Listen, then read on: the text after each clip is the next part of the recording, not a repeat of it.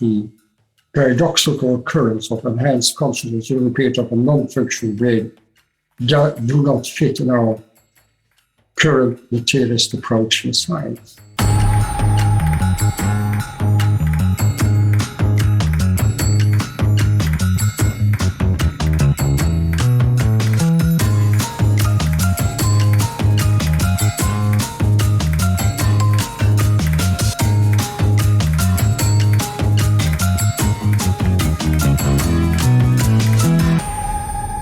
Hello everybody and welcome back to Chasing Consciousness. So today we have the bizarre phenomena of near-death experiences to get into. Now this intense experience reported by a significant portion of patients whose hearts were restarted after a short time of clinical death has fascinated researchers for many years, going right back to Plato.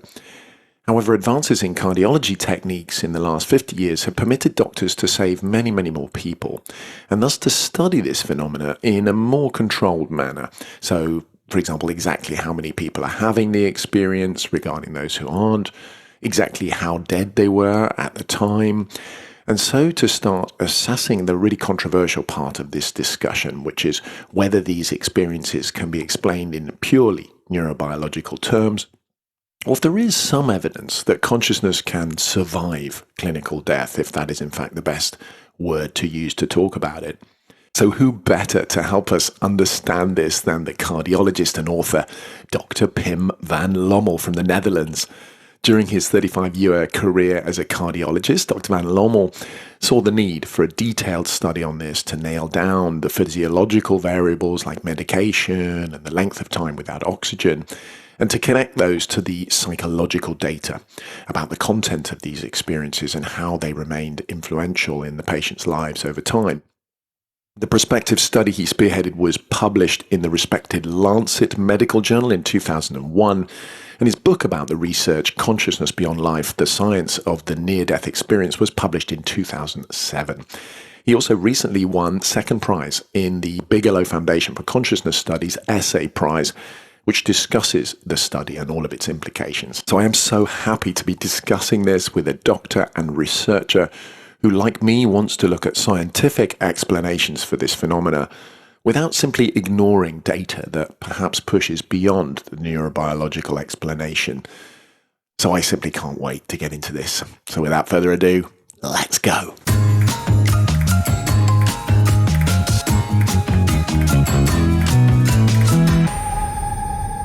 Dr. Pim van Lommel, thank you so much for coming on Chasing Consciousness. How are you?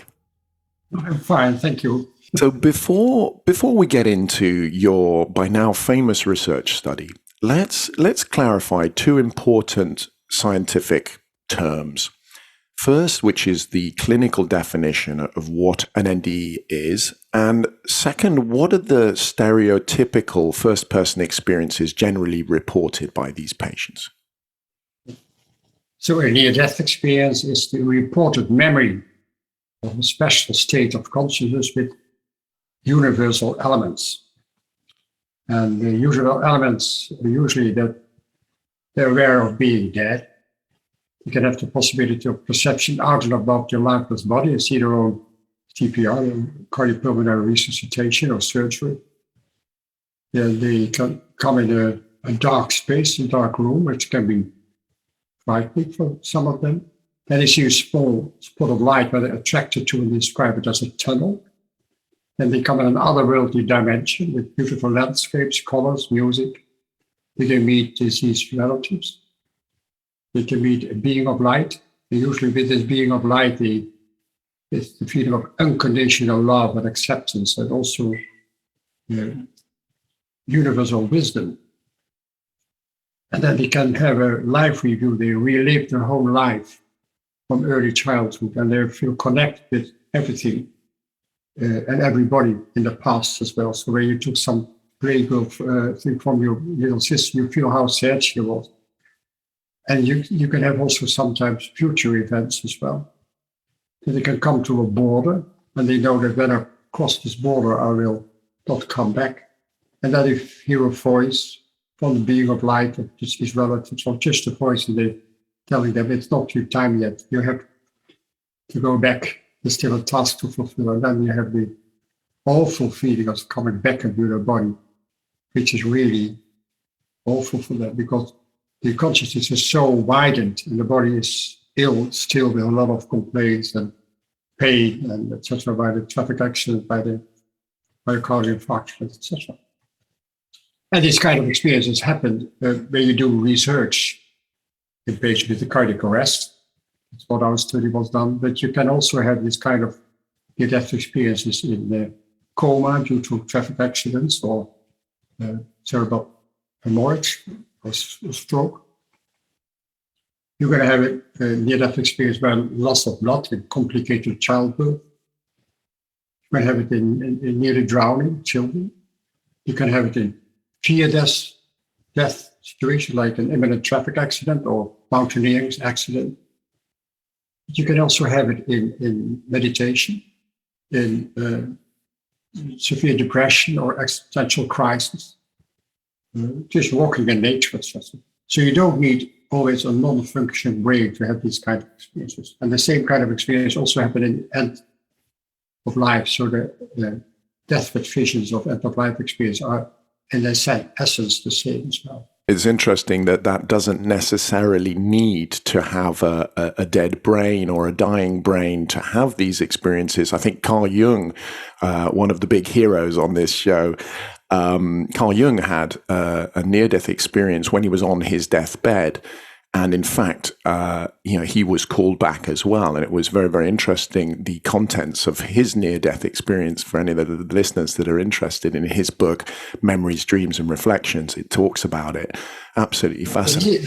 He had a myocardial infarction and cardiac arrest in 1943. Then he went out and saw planet Earth from above.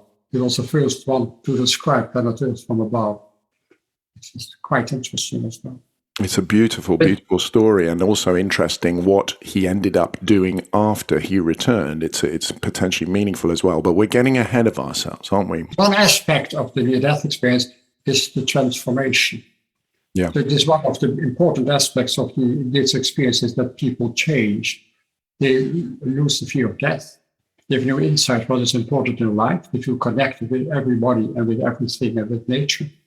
And the third aspect is the enhanced intuition. Which we're going to be coming back to shortly. I think this is a very, very important point. It's very important for the definition of the NDEs, also the transformation. That's why these kind of experiences are also called spiritual transformative experiences, STE. Okay, that's interesting. STE, I've never heard of that one.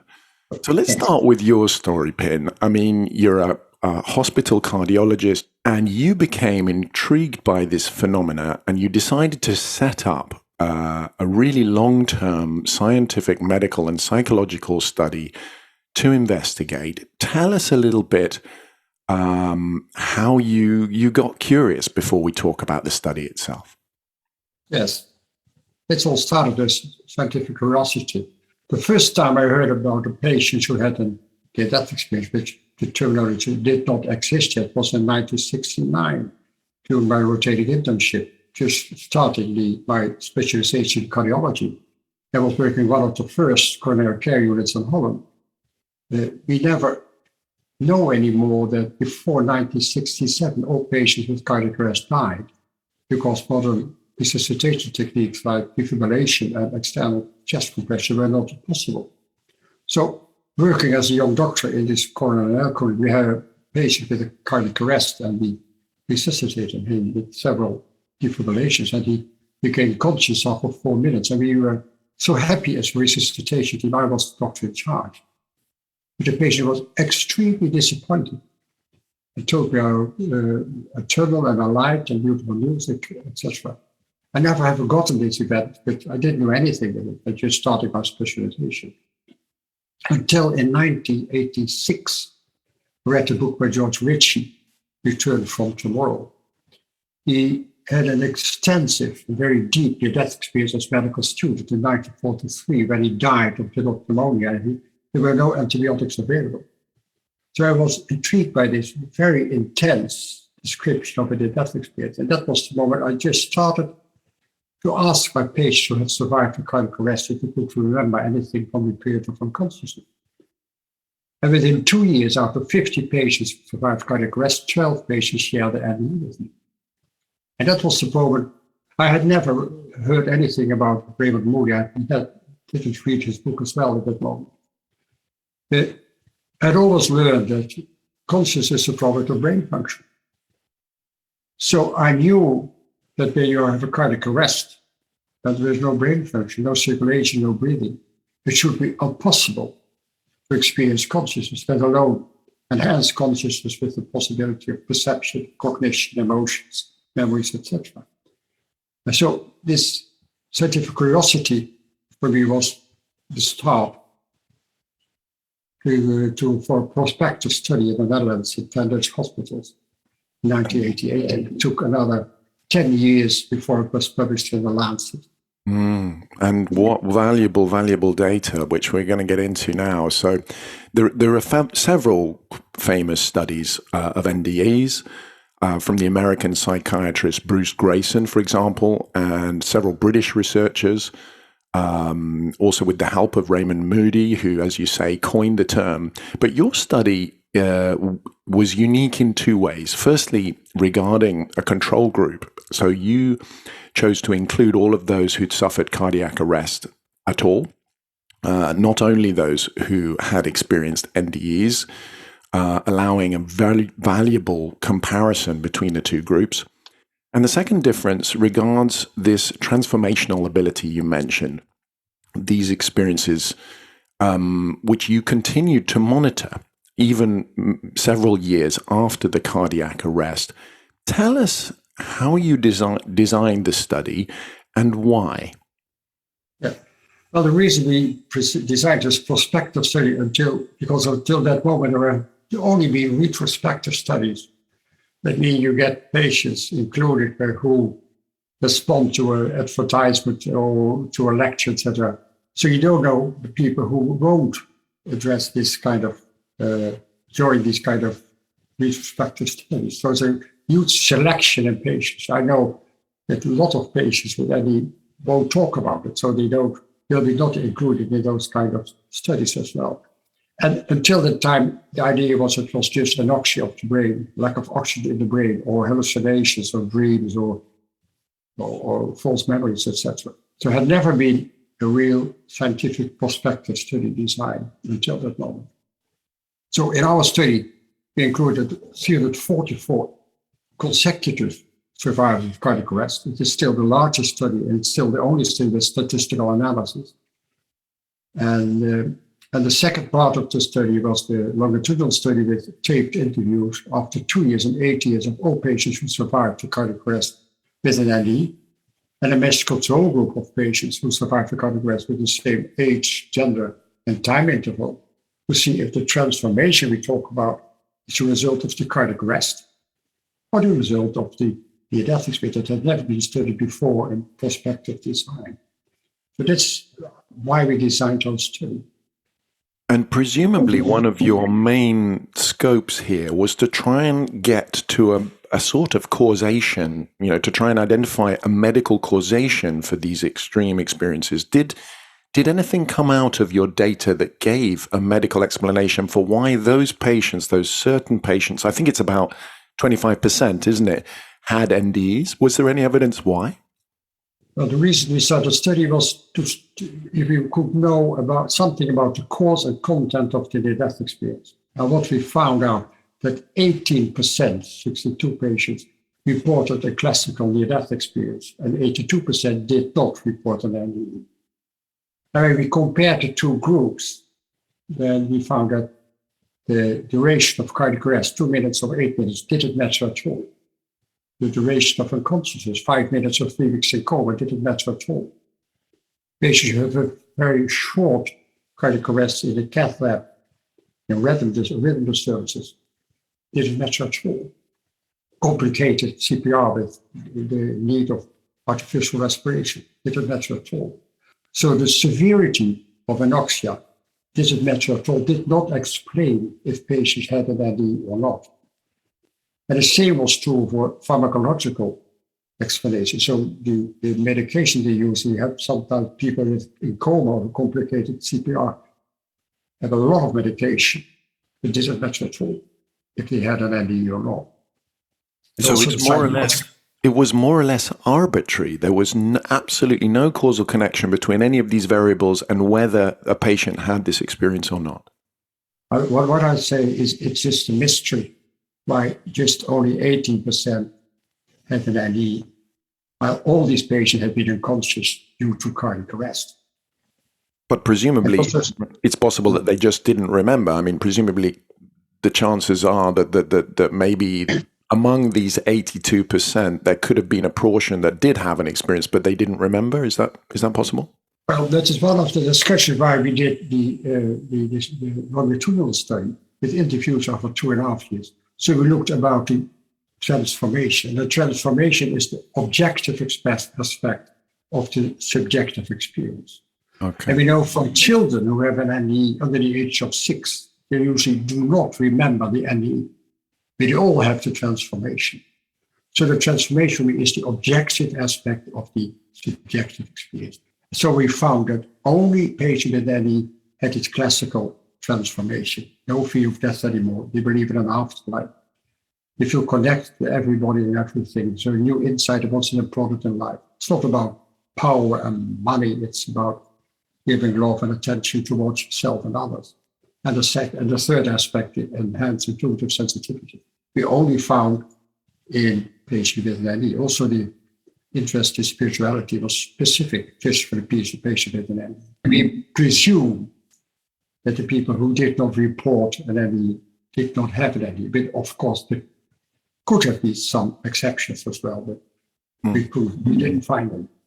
Now, before we get into these implications and the personal transformation element, and these similarities, in fact, with other similar potential phenomena for non-local consciousness, let's go back to the critics. No, let's go back to the neurobiological explanations, which have been more or less stated to be the explanation for this.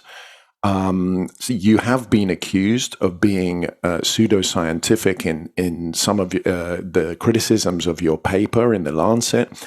Let's go through these explanations, these possible explanations. And if you can, Pim, just talk about the data that came out that just really excludes those as possible explanations, because I think that some of those accusations of pseudoscience are not logical following your data. Well, the problem with critics is, especially for debunkers, that they don't know the data, but they just have prejudice and usually also willful ignorance. They don't know exactly what was found in the study as well, but they just have their opinion and try to attack the messenger. That's what happened. But if debunkers as well. But as I told you before, I was a believer in the materialistic approach in science as a cardiologist. I believed and had learned from medical school that consciousness is part of the brain function. So it took quite a long time to accept that this was a wrong assumption. It is a never proven assumption, never proven hypothesis that consciousness is a function of the brain, a product of the brain function. That's never been proved. But everybody believes this never proven hypothesis is true in the materialist science. So, and that is how I started as well. I just was curious if we could find an explanation. And what we found is that lack of oxygen in the brain did not matter at all. All patients had lack of oxygen in the brain due to cardiac arrest. And we know from other studies that the cardiac arrest, the brain stops functioning. So the clinical findings in those patients, what we call clinical death, is that they are unconscious within seconds. How long does that take, out of interest? What is the definition of clinical death in medicine? Clinical death is a period of unconsciousness caused by lack of circulation and breathing due to cardiac arrest. And when you don't start CPR, cardiopulmonary resuscitation, within 5 to 10 minutes, the brain will be irreversible damaged and all patients will die. So it's the first stage of dying. And you have to be as soon as possible to start CPR that people can survive. So you have only 5 to 10 minutes. What's the official definition of brain deadness? Is there a time limit in terms of how long the brain can survive without oxygen? Or like, how does medicine define it? It's usually 5 to 10 minutes, but when people drown in a very cold sea water, it could be 20 to 30 seconds. So temperature is also an important factor. When you get a cardiac arrest in the snow, in ice, there's a little bit more time before the brain is irreversible damage. Okay, thank you. Usually 5 to 10 minutes. So coming back to oxygen deprivation. Yeah. So what we see, the clinical findings of those patients who have a cardiac arrest is they lose consciousness within seconds. When you measure the blood flow to the brain, the Doppler echo, you see no blood flow to the brain within 1 second. The body reflexes, which are a function of the cortex of the brain, are gone. The brainstem reflexes, like the gag reflex, you can put a finger in someone's throat. The corneal reflexes, or the white pupils who don't react to light, which are the brainstem, are gone. Breathing is gone, because the breathing center is close to the brainstem. And there have been patients with an EEG registration, that is a registration of the electrical activity of the brain, and we see within 10 to 20 seconds there's a flatline EEG. No patient with a cardiac arrest has ever been successfully resuscitated within 20 seconds. So all patients in our and other prospective studies with cardiac arrest patients must have had a flatline EEG, and the clinical findings, no brain function at all. And still, in these kind of patients, and also in the other studies, there have been 4 prospective studies, survivors of cardiac arrest, with 562 patients that are between 15 and 25% of those patients reported an NDE, still when the brain was not functioning at all. And that's the challenge that we have to, again, discuss the never proven assumption that consciousness is a product of function of the brain. That's how it started the discussion. So as you say, the first bit of evidence here is the fact that there was no correlation between how long they'd been without oxygen and the presence of an NDE experience. How do you completely exclude oxygen deprivation as an explanation? Well, because all patients in our study and other studies have been unconscious because of cardiac arrest. And we know that they had a flatline within 10 to 20 seconds. The clinical findings are no brain function at all because of anoxia of the brain. Then still, 50 to 25% of those patients report an NDE, which means that they have had an enhanced consciousness with the possibility of perception, cognition, emotion, memories, that appear that the brain did not function at all. And do we know, is it possible to know exactly when in that period of unconsciousness this NDE experience is had? Because I know that, for example, dreams, they can happen very, very quickly in the brain itself, but the experience for the experiencer can be very, very long. I mean, is there any way of excluding the possibility that this experience happens in the first few seconds as the brain is losing its access to oxygen? Well, that has been a discussion as well. So there has been, in the first seconds of anoxia, or in the last seconds of just coming back into regaining consciousness, there's usually delusion, and people are very disturbed what is happening. And we know by the corroboration of vertical perceptions during out-of-body experience that these NDEs happen much later than the first second. The people can tell details of the surgery, details of the CPR, when it was much more than just the first seconds. And the other aspect is what you just told as well, that when you have a life review, you live your whole life instantaneously. There's no time and no space, no distance. So when you think of someone, you will be there. You think of some place, you will be. You think of your home, you will be there. So when you had a cardiac arrest of 2-3 minutes, you can talk for 1 week what happened to your consciousness. Everything is at the same moment. Such massive implications, aren't they? So what's next? The neurobiologist also mentioned medication as being a possible source of these kind of, hallucinations. That's what we excluded as well. So had measured, know all the medication people had, and that sometimes a lot of medication with complicated CPR, they had coma for weeks. But it didn't match at all.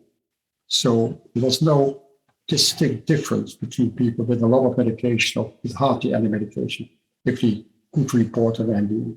And what else do the neurobiologists talk about? Well, I don't know anymore, because we have had all those with high CO2 in the blood, the low O2 in the blood, all these kind of things, like hypoxia, etc. But we all could exclude it in our study as well. So we could exclude all the medical, pharmacological, and psychological explanation that had been used until our study. And also the other prospective studies said that the paradoxical occurrence of enhanced consciousness during a period of a non-functional brain do not fit in our current materialist approach in science. But given these experiences and given your data and these inferences you've drawn, how does conventional medicine explain this presence of consciousness if it does in fact rely on a live brain and a nervous system? How do they explain it away, if you like? Well, it's very hard for them.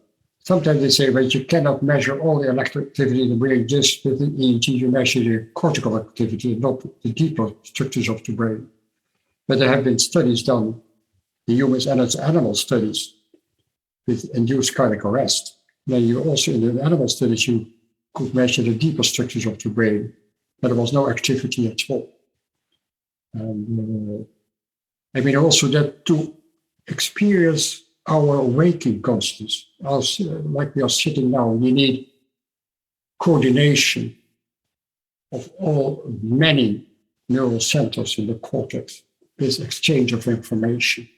And this coordination and exchange of information we call the cortical activity as well.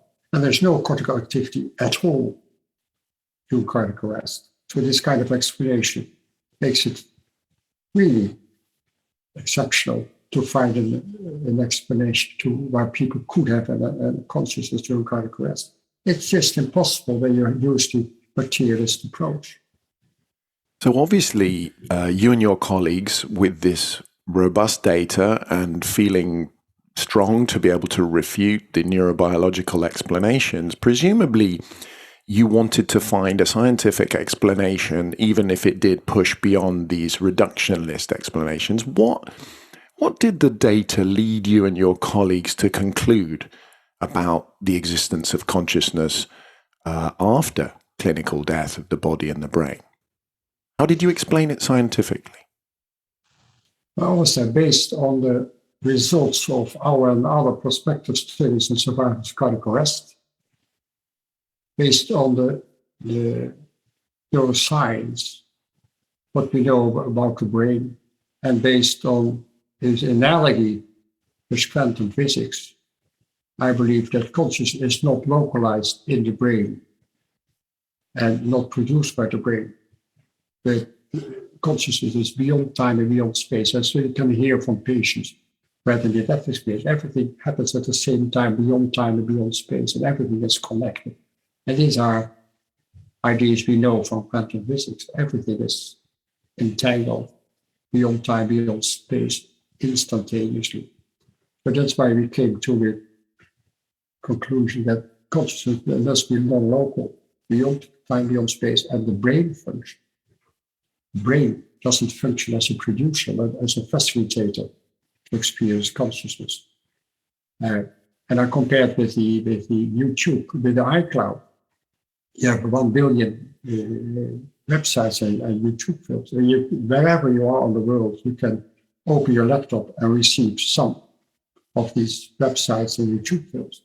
But your laptop does not produce the iCloud with the billions of websites, just receives it. So our brain and body has a receiving function, a transceiving function, like an interface or filter as well. So not everything from this non-local consciousness will be received into your waking consciousness because it's so much information as well. But so the brain and the body has interface function, filter function, and not a producing function to experience consciousness. That's our conclusion. Fascinating and very, very controversial for the materialists, isn't it? And I think another thing that switches off the reductionist mainstream is this idea of the survival of the consciousness, no? Because obviously the general public have always had this fascination with life after death and paradise and all of these questions, which inevitably come up for the people who have experienced that. But I wanted to ask you, Pim, could survival of consciousness perhaps be the wrong word? And this could be why it's putting off people coming from scientific backgrounds.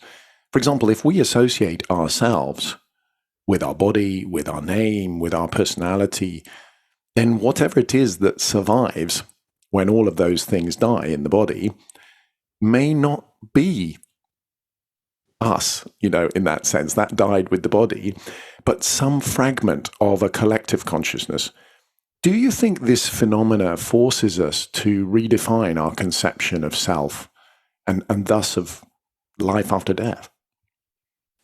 First of all, I never used the terminology life after death. Because life is a biological system, but there is no biological system left when your body dies. So I'm always talking about the continuity of consciousness. I'm not talking about survival. I'm not talking about life after death. I'm just talking about continuity of consciousness. This is also a more scientific approach as well, I think. So our consciousness, which is non-local, it has no beginning and has no end. It's always been there. It's kind of fundamental in the universe. Together with information, consciousness has always been there and will always be there. And we just can see just a small fragment of this consciousness. And the essence of who we are, ourself with capital, is always there. And the ego, what we experience as our waking consciousness, is just a small aspect that will disappear as well, but the essence will never disappear. Always be there in non-local reality. And this self will be connected with other people as well. So that's why we can meet deceased relatives during NDE. We can meet the conscious of deceased relatives and after that communications. It's about 2 million people in the Netherlands, about 125 million people in Europe have had after death communications. So in the first days, weeks of months after the death of a loved one, they are in contact with this consciousness. They see them, they feel them, they hear them. And for those people, it's quite clear that consciousness does not disappear when the body has died. But they're so reluctant to share with others, the same as with the death experience, that a lot of people don't know about it. But I've met so many people with the death, also a lot of people with after death communication, who always tell me, I'm the first one I share with you, because people just react negative. They don't believe it. It's just total nonsense, just a dream, it's just wishful thinking, it's just your problems you have with the death of your loved one. So the problem is that people don't talk about, don't share with others. The moment that people will talk about the death experience, after death communication, share death experience, etc., our ideas about life and death have changed worldwide. There is such a taboo around these topics because there is this sort of highly secular criticism of any kind of religious projection, though, this desire for our belief system to kind of, map onto reality and sort of basically wishful thinking. We don't want to lose those people. We want to feel that we have some kind of existence after our biological death. It is an extremely loaded question, and it does mean that the implications of data such as yours, they're quite triggering. They do force people to take these sort of data refuting positions where they just push back on that for no reason other than the fact that really it is a taboo. And this is no more. But I just can, I don't think it's true what you're telling me. About 55 to 65% of the general population all over the world, also in the US, believe in some form of afterlife. But scientists are extremely reluctant to accept this idea. And the 200 most respected scientists in the world, who are the editors of all the science journals, only 7% is spiritual religious and 93% is atheist or agnostic. And they tell me this is nonsense what you're writing down. But the general population is much more open because they have all this kind of experience. And also hardliners, debunkers, as soon as they have an NDE themselves, they change. Because I know quite a lot of physicians who had an NDE to tell me, I've always said this is total nonsense, but now I know I was wrong. So the personal experience is so important to change. And the general population is much more open than this hardcore materialist scientists. It's just a very small percentage of all the people in the world. And that's interesting, isn't it? That they really don't represent the population that actually our culture is being driven by that scientific paradigm, and that opinion, those implications form an opinion that literally is actually not representing the opinions and experiences and intuitions of the general public. Maybe that is. And another thing is about religion. We found no influence of religion in having had an NDE or not. So people with Christianity, Buddhism, atheism didn't matter at all. And another thing is that a lot of Plato has written more than 2,000 years ago that, first of all, a classical near-death experience, but also the earth, but also he wrote that the body is the temporary carrier of the soul, which is eternal. But also in Buddhism, the Upanishads, the Vedas, the Buddhism, in the Kabbalah, anthroposophy, theosophy, the indigenous people, all of the religions, where they know that you have been in contact with your grandparents and other people who have died before. So it's just the last 200-300 years with the materialist side that there have been some problems, especially in scientists, especially in neuroscientists, who lose their jobs and their research money if it would be true what I'm telling. Absolutely. So they're frightened. Absolutely. And we're finding this coming on the show from all of the different areas of research. Wherever there's any inconvenient data, it's not so much that the scientists don't want to consider it, it's that they are scared for their funding to consider it. Oh, yes. And for the position in university. I know that some people, scientists who are dispelled from university because they are studying things like meditation or whatever. It was not accepted by the majority of scientists in the university, so they lost their job. And a classic example of this we find in your data, the extraordinary result of your study that a significant amount of NDEers had heightened intuition, an ability to put themselves very, very deeply into the other person's position, with some even experiencing precognition and clairvoyance. Now tell us about these data points. What sort of proportion of your study patients are we talking about? But the majority of patients who have NDEs have this enhanced intuition. And you have to ask about it because they're so reluctant to share it with you. They're frightened by it. But first, I think perhaps we should tell that despite the fact that the NDEs is a positive, usually a positive experience, it has a hugely negative impact on the lives of the patient with NDE. Nobody will listen. And there are years of depression, loneliness, and homesickness, 10, 20, 30 years before they can share it with others and accept it and later integrate it. So it's a spiritual trauma as well. So it's not easy at all to have this kind of experience. And then, let alone this enhanced intuition that you know what other people think and feel. Now, how can we explain it? When we see the brain as an interface, as a transmitter, there's a certain filter function or threshold of consciousness, William James has said. And when you have an NDE, you just don't receive channel 1, your own consciousness, but channel 2, 3, 4, consciousness of others as well, because your threshold of consciousness has changed. You receive much more information from consciousness of others. You're just directly in the non-local realm. And that's why you can achieve precognition, prognostic dreams, future events. You know about an incoming phone call. You know that people will die. You know that people are sick. You know that people have problems with their mother or father or parents, etc. You know that it's all because you know where they are feeling and thinking. And that's such a problem because you don't want it. It changed your life as well. So it's not easy to have this enhanced intuition. This reminds me of the research led by Ray Hernandez, John Climo, and Rudy Schild at the Edgar Mitchell Foundation for Research into Extraterrestrial and Extraordinary Experiences. They completed a 5,000 plus experiencer study a few years ago that found significant changes in the experiencer's intuitions and abilities similar to those of your study.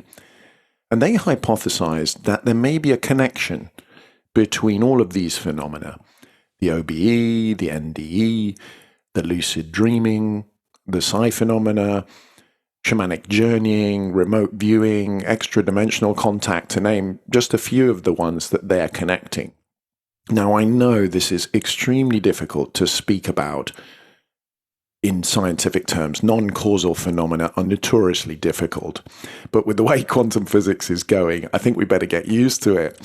Do you think that there may be a certain type of brain phenomena, or perhaps the other way around, a certain type of brain phenomena that's susceptible to these kind of experiences, or even maybe it's the other way around, that these experiences open up some door of perception to a wider field of consciousness that appears not to close again? Do you think that this is what's happening with these experiences, and which way round is it? Well, but I told you before, we call these NDEs spiritual transformative experiences, because people change, especially when they have intuition. And you have contact with the non-local realm, the non-local consciousness, where everything at a distance is there. There's no time and no space, no distance as well. So there's what you call all this terminology, I usually don't use it. But the access to the non-local realm has been permanently changed. But remember that under the age of 5 to 6, all small children are open. But they lose their openness because of schools, because of the parents. And when parents are open, those children are open as well. So there's a sense intuition is just most people, when they are born, are open, have access to this non-local realm. And we lose it. What we know from NDE studies in children, there's one study done, a prospective study with people, well, children had a coma or they're drowning, etc. 70% of those patients reported a near-death experience. And retrospective studies, usually between the age of 30 or 40 years, usually traffic accidents, about 30 to 40% of those patients reported NDE. And our study, in the age of 62 years old, 80% reported NDE, and patients who were younger than 60 had more NDEs than the older group of patients. And we found also that patients who had an NDE as a child had more frequently an NDE as an adult with cardiac arrest. Also, women who have been sexually abused when they leave the body have more NDEs as an adult. So the connection between consciousness, the brain, and the body has been permanently changed. And the older you are, the stricter the connection between body and brain has grown. When you're young, you're much more open. The connection is much more loose. So, in your opinion, it's not necessarily the NDE experience that permanently changes the brain. It could actually be an out-of-time phenomena in which that propensity was there from the start.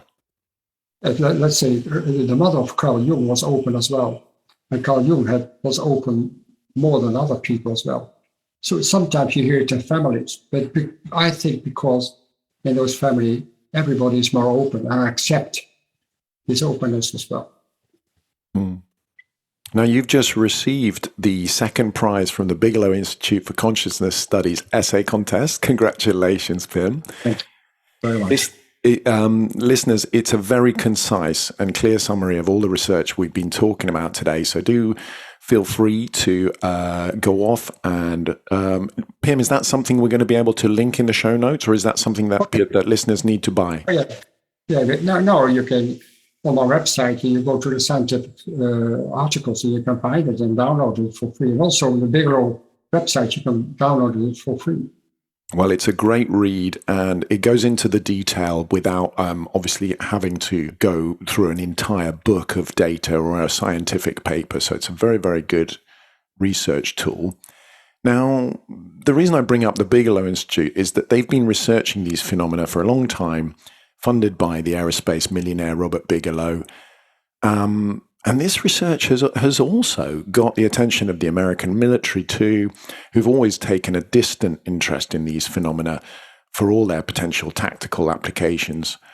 Check out the episode that we're doing on remote viewing, which was developed in a military context, if you're interested in that.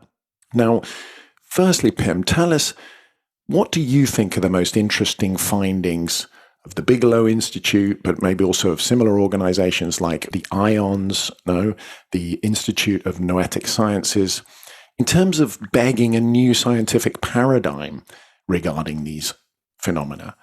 Do you think... There were a lot of things now. Well, one of the first things is I would love to mention is that consciousness changes the function and structure of the brain. It's mind over matter, from placebo effect. When you believe that you got a medication which is useful, then your body, your brain changes as well. We know from patients with depression, with chronic pain, and with Parkinson's disease. When you give them placebo, you will see the same changes in the brain as when you give them a real medication as well. When you do meditation, your structure and the function of your brain changes as well. And it's the same for your body. Let's say when you are acutely frightened, your blood pressure goes up and your heartbeat goes up. So your body reacts to what's happening in your consciousness. I always say sexual arousal starts in your consciousness and your body follows. So everything what you experience in your body and in your function, structure of your brain, the body, is depending on your consciousness. So consciousness is first, and everything follows. So what you said about remote viewing, I'll call it non-local perception, non-local. It started in the period in some universities, and Stephen Schwartz has done it back with the past. He found in Egypt old palaces where it never been found before, and the CIA followed his studies. And what they also found is that a lot of military people who just joined this remote viewing or non-local perception were able to do it, but they didn't know. So you don't have to be a special person to be able to do it. That's what the military found as well. Do you think we need a new scientific paradigm? We need a new openness in the scientific community to allow this kind of research to take place without being dismissed as pseudoscientific? Yeah. Well, I think science is asking questions with an open mind. This is science for me. I forget what you've learned. Be open. So science is asking questions with an open mind. That's my definition. And the problem with the current materialist science is that only those things that you can objectify, what you can measure, what you can duplicate, what you can falsify, that is true. What you can measure, that is true. Now, consciousness, what you feel and what you think, you cannot objectify, you cannot measure, you cannot duplicate, you cannot falsify. This consciousness, the essence of who we are, what we think and feel, is beyond our current scope of science. And we have to include subjective experiences. And that's what we call the post-materialist science. we have to expand science to include subjective experience. And that's what's happening now also because of the many consciousness studies. The Journal of Consciousness Studies 50 years ago had about 70% materialist approach of consciousness. Now it's about 30% materialist approach. So it's changing.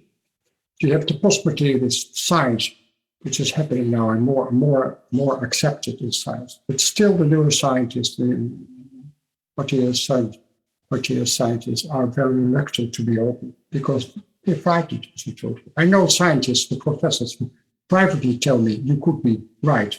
Officially said it is total nonsense until they retire. And then he said it could be the other way around. So that's what's happening now. It's interesting, isn't it? When we go beyond and they've got nothing left to lose, they are willing to put their name on it. It's just so interesting how many of my guests are only willing to talk about this once they're officially retired. Well, that's what I mean. They're frightened. They're frightened because of the position in the universe, because of the research money, etc. And the exceptions are those scientists who have an NDE themselves. Eben Alexander, Mary Neal, many other physicians and other people who had an NDE just by cardiac arrest or coma or near drowning or just deep meditation. Marjorie Woolacott as well. So there are a lot of scientists, also neuroscientists, who had personal experience change the view about body and mind. And what's your opinion about this type of information? Because what we're talking about here is the ability to include a different type of cognitive information, what I would call intuitive information, which is clearly reported by remote viewers. It's clearly reported by out-of-body experiences as well, who are able to manipulate their out-of-body experience, that they're able to report and to even to triangulate with other out-of-body experiences to say, okay, are you seeing this? Are you seeing that? But that information remains intuitive. It remains non-physical, non-verifiable, and particularly the main problem that the cognitive scientists have here is with the alphanumeric, meaning that they can't confirm letters and numbers out in the physical real world, even though they may report, as you mentioned, being above their body and seeing the exact things that the cardiologists were doing to save their lives. So there is this real life experience that is verifiable. But when it comes to sort of really establishing it, they're relying on a different type of information, the type of information that comes through these non-local conscious experiences. Do we need... That's what we're talking about. We were talking about the first-person experiences, subjective experiences. It's interesting what you mentioned about the perception during out-of-body experiences. So we had hidden signs in coronary care units. You see, if we could objectify this non-local information, that he could perceive, not see, but it is perceived. Because you have the 60 degrees perceiving, you can see details and overview at the same moment from the position out and above your body. Your body is there with closed eyes, or with your surgery, your eyes are closed as well. But you can perceive, even blind people can perceive during out-of-body experience. But until now, there has been no patient who ever reported the hidden sign during cardiac arrest, during surgery. Also some party with a VAERS student.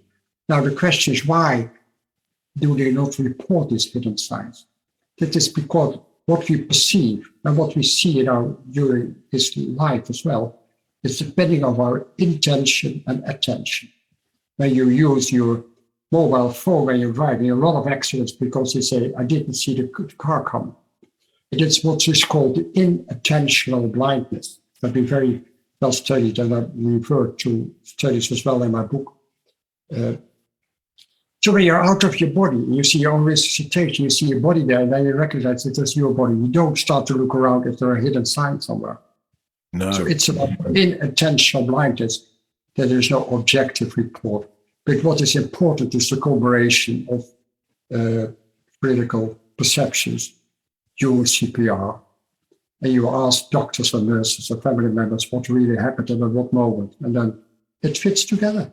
There's been a book now, The Self Does Not Die, and there's been a chapter written in a book by Ayers as well, with more than 200 cases with corroborated further perception. And about 98% of what they describe really happened during surgery, during cardiac arrest, during coma. But this, for me, Pim, this is asking us, because it's coming from so many different fields now, this is why I mentioned all of these other phenomena that seem to be working on in some kind of similar way that's yet to be established. It seems to me that we need to go further than just calling this first-person experience and actually establish a different type of information. Because if there is some form of triangulation happening between people who are sharing these experiences, we can talk about it as a type of real information, but it's clearly not causal and perceptive in our normal sense of information. So don't we need a new term here that talks about this particular type of information so we can separate it from just a simple subjective experience, a first-person experience, and say, well, actually, no, what we're talking about is a different type of information here? Well, it's the information you receive when you access the non-local realm. And the non-local realm is that you are in a realm without time and without space. So you can have future events, you can have access to past events, you can have access to other people as well. Can you think of a term? Can you think of a term that might, shall we say, bridge the gap between those who are looking for scientific understanding of this type of information without just calling it first-person experience? I call it non-local information exchange, which is information not received by your senses and not received by your body. Non-local information exchange, and that fits everything in. I think that's a beautiful hold-all term. Now, Pim, just to wrap it up now, I want to come back to the transformational element. Now, I know that you went into great lengths, not only to interview in detail these experiences to really get a sense of what it was that had changed about their perception of the world and about very, very deep questions of existence and reality and what it is to be human. But you even went further, and as you said, you interviewed them after a couple of years, and then you interviewed them after 8 years as well, because you were interested in the long-term sustainability of the influence of these kind of experiences. And this is important, isn't it? So, for example, we've looked at on the show the use of psychedelic therapy, guided therapy for the treatment of depression. And what we often find in the results is that this afterglow wears off after a short period, and some of the insights gained in that alternative state of consciousness fades away. And I'm interested to find out if you found something similar with these near-death experiences, or if perhaps it was longer term than you expected. I didn't have any expectation because we didn't know. But what we found after 2 and 8 years, that transformation was deeper after 8 years than after 2 years. And deeper in what sense? Deeper that they were more aware that death is not here. They were not more aware of the afterlife. They were more aware of spirituality and the importance of acceptance and love towards yourself and towards others, to be connected with others as well, and trying to accept and integrate the enhanced intuitive sensitivity. But again, it takes years and years. We once did a study in 82 patients who had an NDE with a mean interval of 24 years, between 7 months and 70 years. And still half of those patients, being interval of 24, were not able to share the NDE with others. So it's important that we have to accept that this kind of changes are so changing the worldview and not accepted in science, not accepted in the majority of our current materialist community as well. But 70% of the patients that we get a divorce because they say it's not the same person as I married before. So the change is permanent and more intense the longer the interval is.